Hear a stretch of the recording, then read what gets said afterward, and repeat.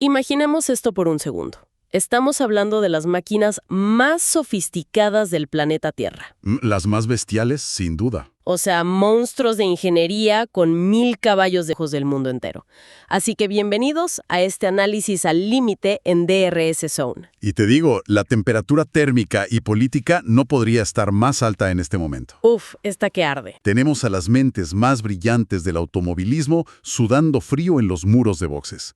Porque, a ver, el balance de la categoría reina pende de un hilo extremadamente delgado. Totalmente. En esta inmersión profunda vamos a destripar exactamente por qué la FIA ha metido el freno de mano de emergencia y ha congelado los cambios de reglamento. Que ya era hora, digamos. Sí, y vamos a adentrarnos en la física del aterrador efecto Scalextric, que amenaza con destruir la pureza misma de la conducción. Y por supuesto, vamos a analizar con lupa esa guerra de cuchillos que ya se desató a puerta cerrada entre los directores de equipo. La adrenalina está a tope, ¿eh?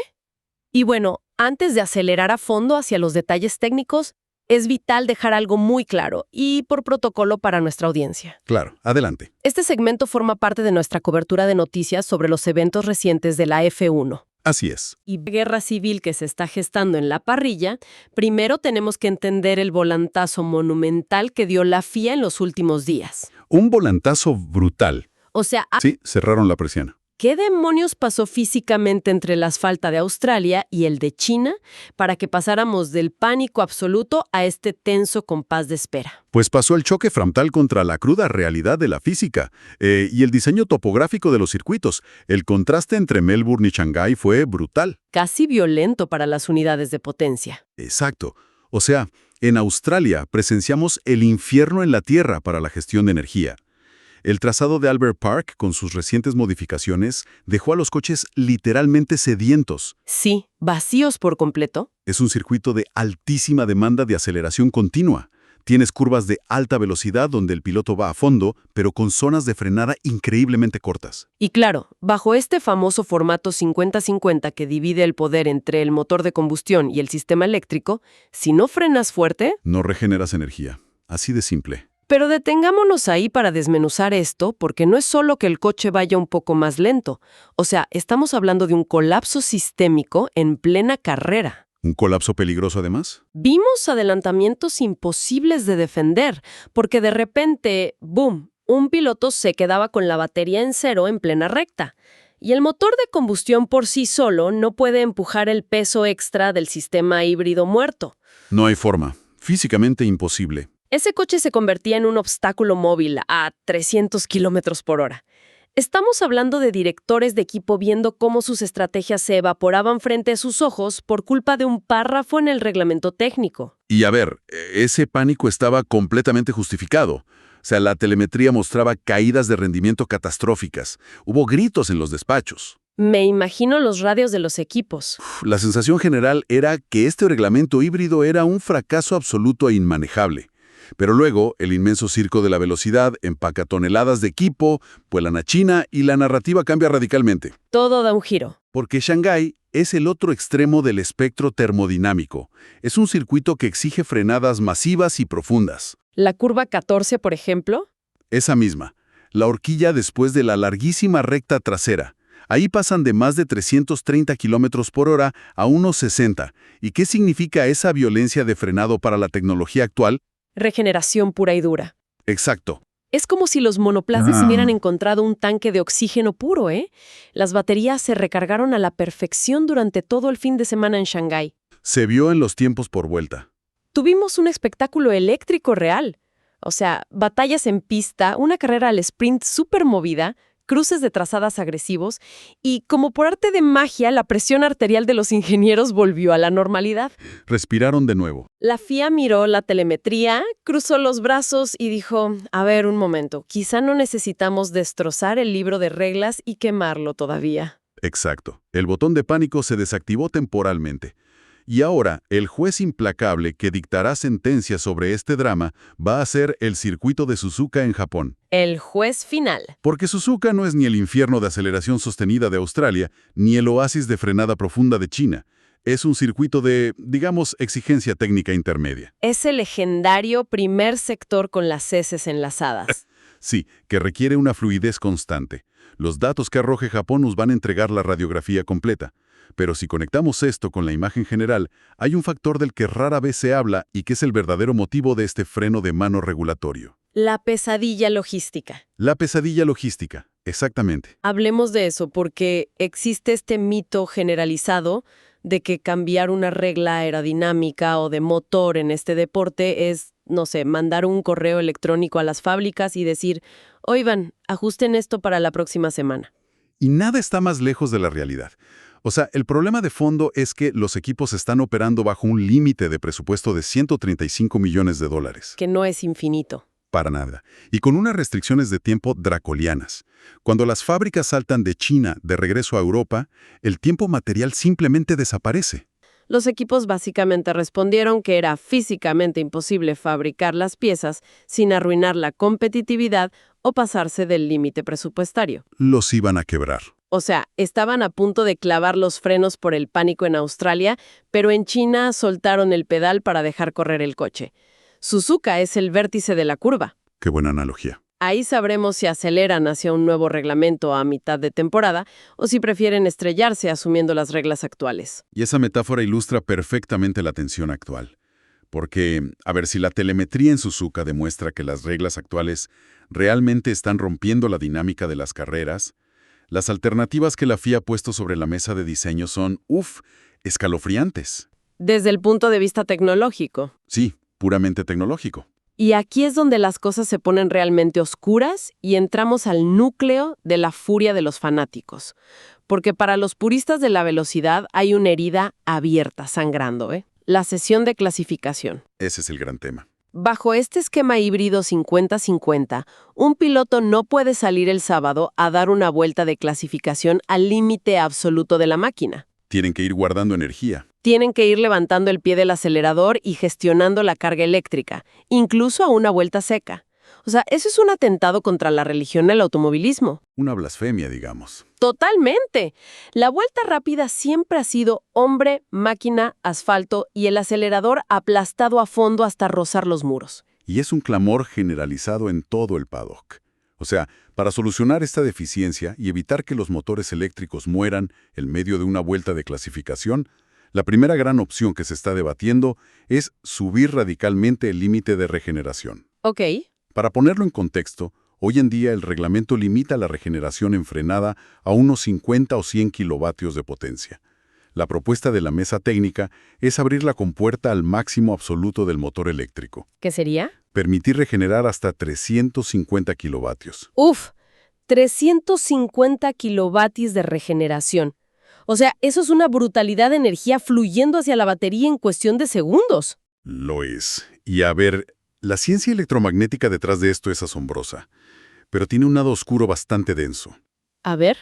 Un motor eléctrico de competición es una maravilla completamente reversible. Básicamente, si el sistema invierte la polaridad, ese mismo motor magnético que estaba empujando el eje trasero con 350 kilowatts de fuerza motriz, de forma instantánea, se convierte en un generador masivo. Ok, se invierte la fuerza. Exacto. O pone la misma cantidad de resistencia al giro de las ruedas, regenera energía con la misma violencia con la que empuja el coche hacia adelante. Pero espera, frena un segundo ahí. O sea, si el reglamento permite liberar 350 kilowatts de resistencia electromagnética, mientras el piloto todavía va con el pie hundido en el acelerador, ¿el coche se frenaría solo al entrar a las curvas rápidas? Esa es la consecuencia. ¿Pero eso convierte a un Fórmula 1 en un coche de Scalextric? Le estamos quitando el volante al piloto para dárselo a un microprocesador. Has dado exactamente en el blanco. Esa es la pesadilla absoluta que los ingenieros han bautizado en los pasillos como el efecto Scalextric. ¡Qué miedo! Para ponerlo en números, al invertir la polaridad a máxima capacidad, el coche perdería de golpe el equivalente a más de 400 caballos de fuerza por puro freno motor magnético. Imagina el peligro crítico de seguridad. Claro, en una curva rápida. Tienes a un piloto entrando a la famosa curva 13.0R en Japón a más de 300 km por hora, manteniendo el acelerador a fondo para estabilizar el balance de la plataforma aerodinámica. Y de repente el algoritmo decide que necesita energía e invierte la polaridad. No me digas. El coche frena violentamente por sí solo sin que el piloto haya tocado el pedal izquierdo. Sería exactamente igual que desplegar un paracaídas invisible en el vértice de la curva. Todo lo que define el talento supremo, o sea, la sensibilidad de frenado, la rotación del chasis, la modulación del pedal, todo quedaría secuestrado por líneas de código buscando eficiencia térmica. Así es. Estaríamos extirpando el factor humano de la ecuación. Sería la definición literal de conducción robótica. O sea, el software iría dictando y modulando la velocidad 30-40 a favor de la combustión.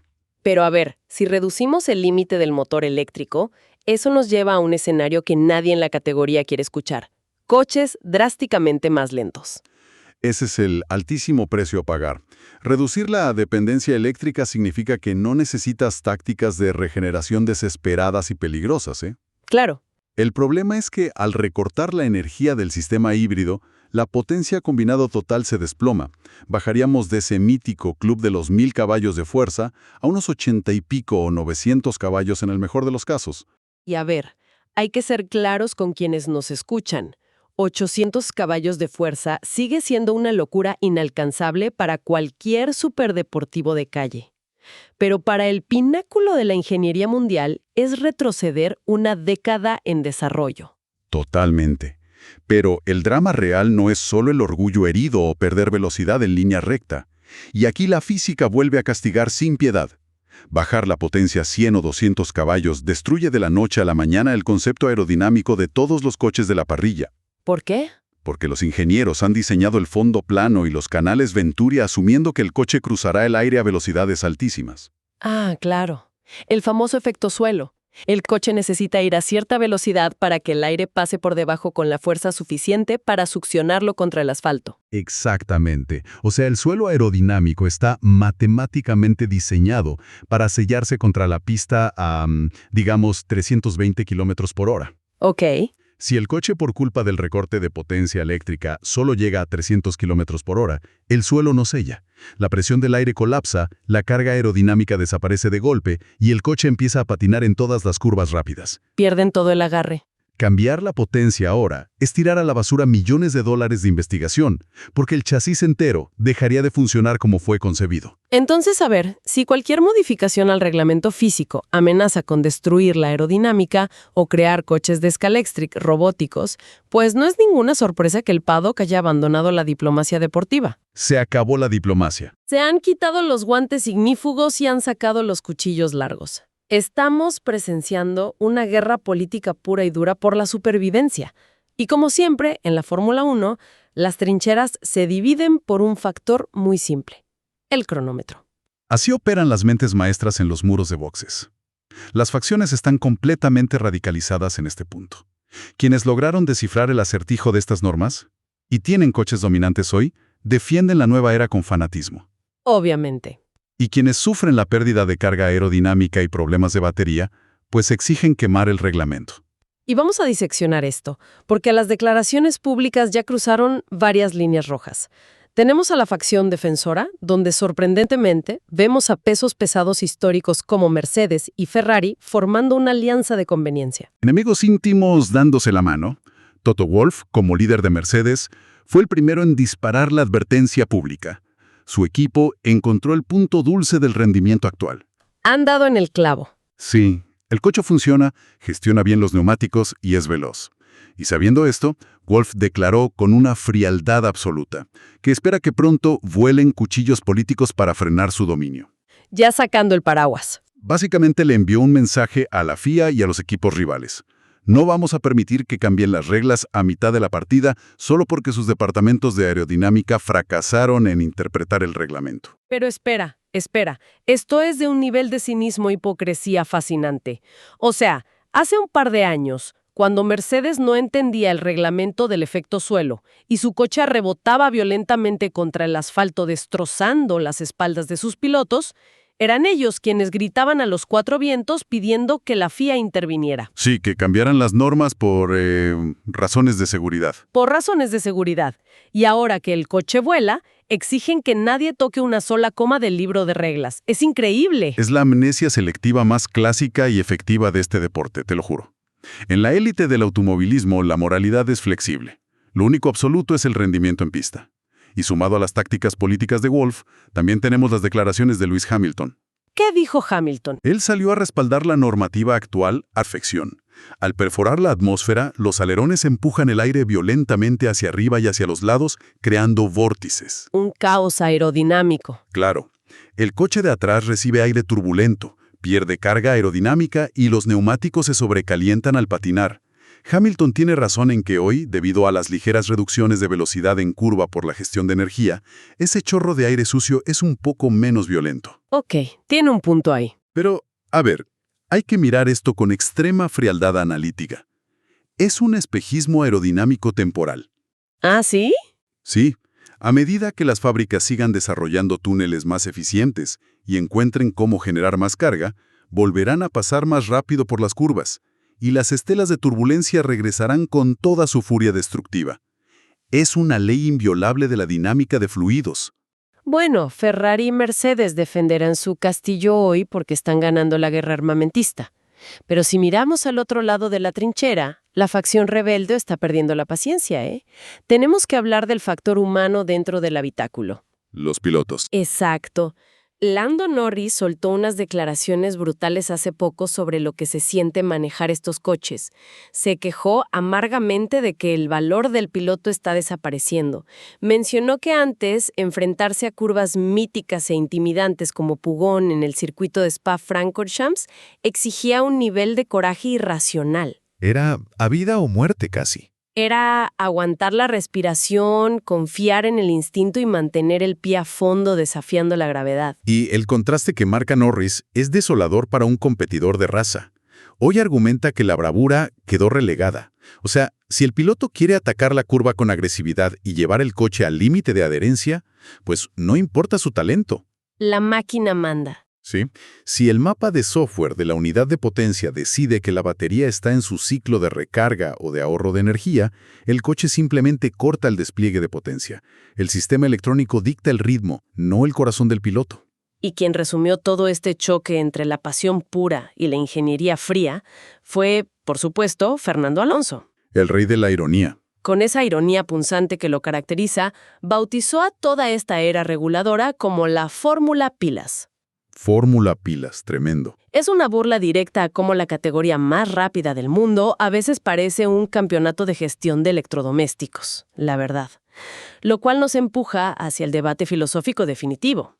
Si las batallas en pista ya no se deciden por quién frena más tarde o quién tiene más control al límite, sino por qué equipo programó el mejor algoritmo para vaciar y llenar una batería, ¿dónde queda la épica heroica del automovilismo? Ese es exactamente el drama existencial que tiene a la categoría reina caminando por la cornisa más angosta de su historia moderna, ¿eh?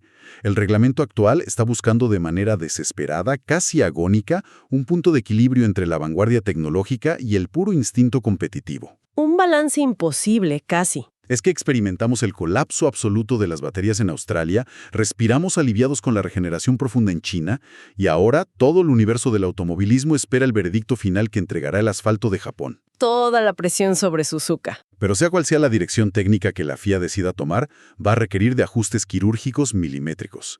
Decisiones que necesitan unanimidad inquebrantable y un sentido común brutal. Y bueno, si revisamos 2 libros de historia, la unanimidad y el sentido común son 2 recursos que jamás han existido dentro de un paddock de Fórmula 1. Totalmente ausentes a lo largo de las décadas.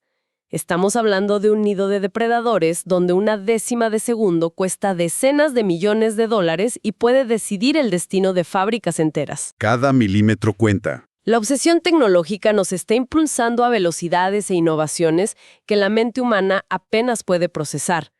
Pero la línea divisoria entre un coche de carrera salvaje y un superordenador rodante es cada vez más borrosa e invisible. Así es. El nivel de automatización que exigen estas normativas híbridas está poniendo a prueba lo que históricamente definía la profesión del piloto. Y esa colisión entre hombre, máquina y reglamento es lo que hace que esta temporada sea un barril de pólvora gigante con la mecha encendida y a punto de detonar en cualquier curva. Es el dolor natural de una evolución forzada. O sea, cuando intentas meter a la fuerza en el mismo chasis 1000 caballos... No hará los errores de nadie. Y con esa tensión vibrando al límite, cruzamos la línea de meta de nuestra inmersión profunda de hoy. Pero antes de apagar las pantallas de telemetría y enfriar los motores, dejamos esta incógnita flotando en el aire para todos los fanáticos radicales de la velocidad. Si en la implacable búsqueda por crear el prototipo del futuro terminamos validando un reglamento donde un código de software tiene que pisar el freno por el ser humano a 300 kilómetros por hora, ¿estamos matando el alma y el instinto salvaje del automovilismo o simplemente estamos atestiguando la evolución más brutal de este deporte? Qué pregunta, ¿eh? Es un pensamiento para diseccionar y procesar la próxima vez que los 5 semáforos rojos se apaguen en la parrilla. Totalmente. Y para quienes nos escuchan, si quieren seguir viviendo cada detalle técnico, cada polémica y el automovilismo llevado verdaderamente al límite, sigan a DRS Zone en todas nuestras plataformas. Estamos analizando cada sesión en TikTok, Instagram y YouTube. Nos vemos en la próxima curva.